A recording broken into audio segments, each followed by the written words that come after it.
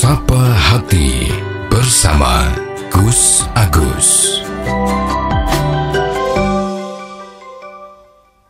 Sobat Dimas Diajeng yang berbahagia, maka sebagai insan yang baik, sebagai orang yang sadar akan dirinya, juga senantiasa berbuat keliru, tidak luput daripada kesalahan-kesalahan.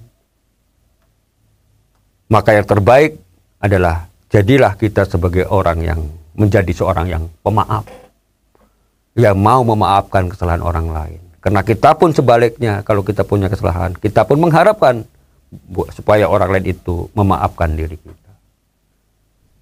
Ingat Allah Subhanahu wa taala berfirman dalam surat Al-A'raf, A'udzubillahi minasyaitonirrajim, bismillahirrahmanirrahim. Khudil afwa wa'mur bil urfi wa'arid 'anil jahilin. Jadilah pemaaf dan anjurkanlah orang untuk berbuat baik. Dan janganlah pedulikan orang-orang yang bodoh. Maksud dari ayat Quran tersebut adalah kita dianjurkan oleh Allah untuk menjadi seorang pemaaf. Seorang pemaaf itu ya memang sangat berat. Memaafkan orang itu jauh lebih berat daripada kita melakukan kesalahan. Coba, kalau misalnya Anda atau kita disakiti oleh orang lain, ya, dihina oleh orang lain, direndahkan oleh orang lain, betapa sakitnya diri kita, hati kita, atas hinaan, atas ejekan, atau orang sekarang ngomongnya bully ya, atau mungkin dibully gitu ya. Maka kadang-kadang orang yang dibully itu ya sampai ada kan di berita itu, sampai bunuh diri itu ya. Ada kasus yang seperti itu, karena dibully, karena dihina, difitnah, dihina, sampai tidak kuat mentalnya, akhirnya melakukan tindakan bunuh diri. Artinya apa di sini? Orang mencaci seseorang itu dampaknya pada orang yang dicaci, orang yang dibully itu akan sangat luar biasa. Betapa sakitnya dia, betapa merasa pedihnya dia.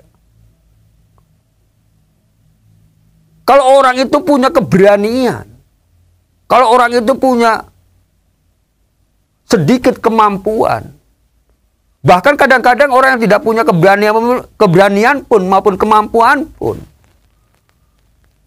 kalau sudah dihina yang sangat keterlaluan, dia bisa menjadi satu harimau yang hebat.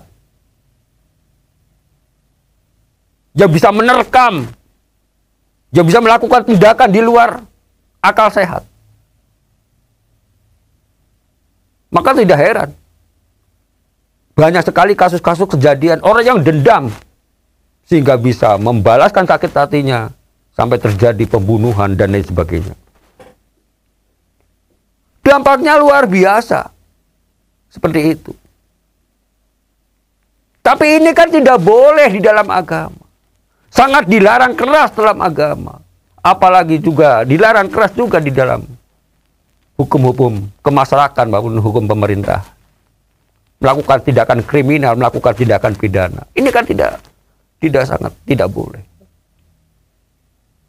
Di agama jelas sangat dilarang dan jelas siksanya, jelas ancamannya.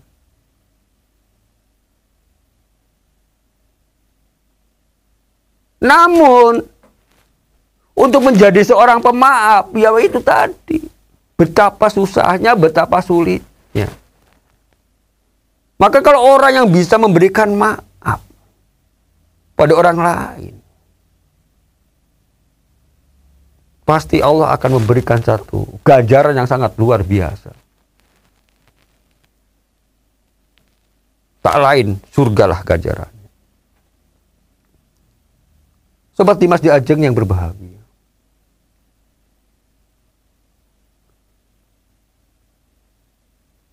Pun sebaliknya,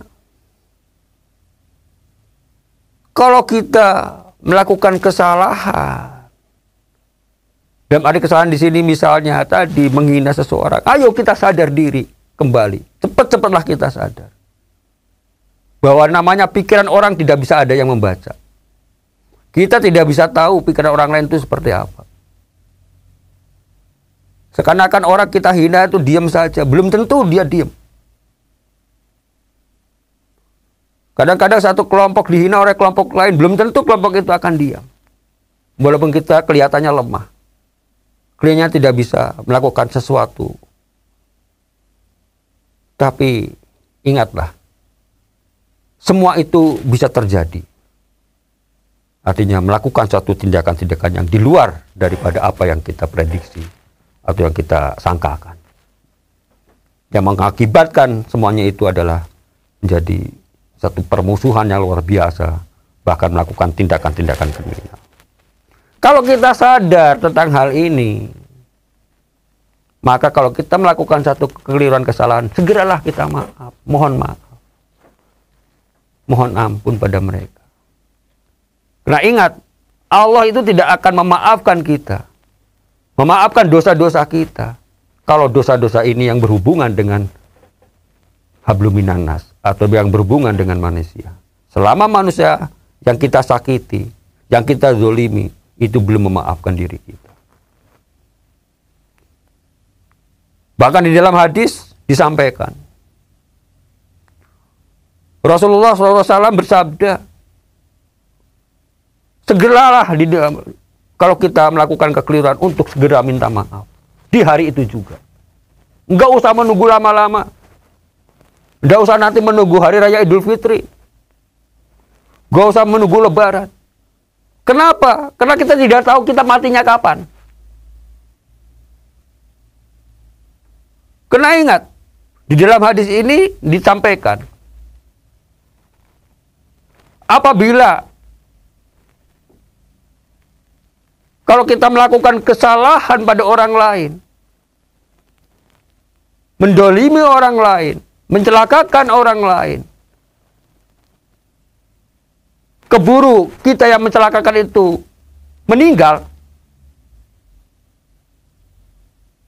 maka amal-amal soleh yang selama ini kita lakukan akan diberikan pada orang yang kita aniaya tersebut, sepadan dengan apa yang sudah kita lakukan padanya, menyakitinya, dan seterusnya, dan seterusnya. Amal baiknya kita diberikan pada mereka. Padahal, kalau kita ingat di dalam agama,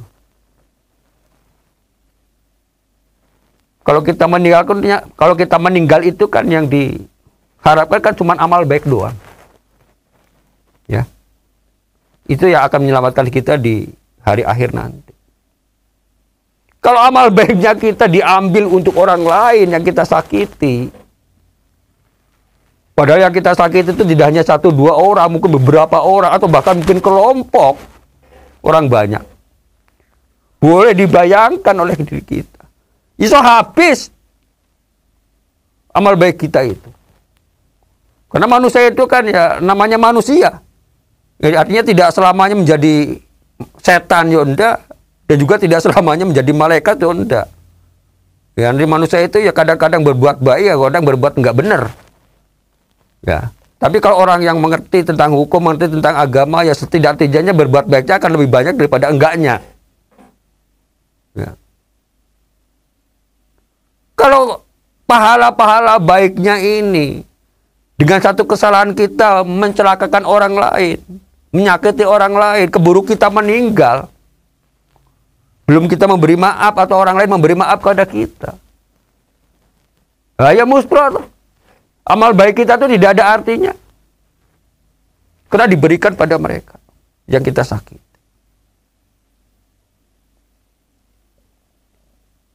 Itu kalau kita punya amal baik.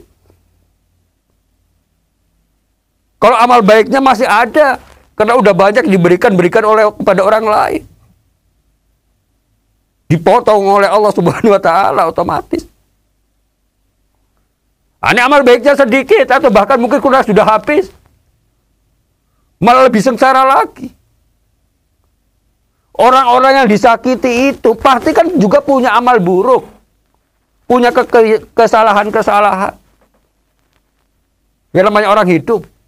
Mesti punya kesalahan. Nah, kesalahan-kesalahan itu, amal-amal jeleknya orang-orang itu yang kita sakiti akan dibalikan pada diri kita, akan diberikan pada diri kita yang menyakiti orang itu. Halah sengsara atau kita. Semakin gede atau berarti kita dosanya.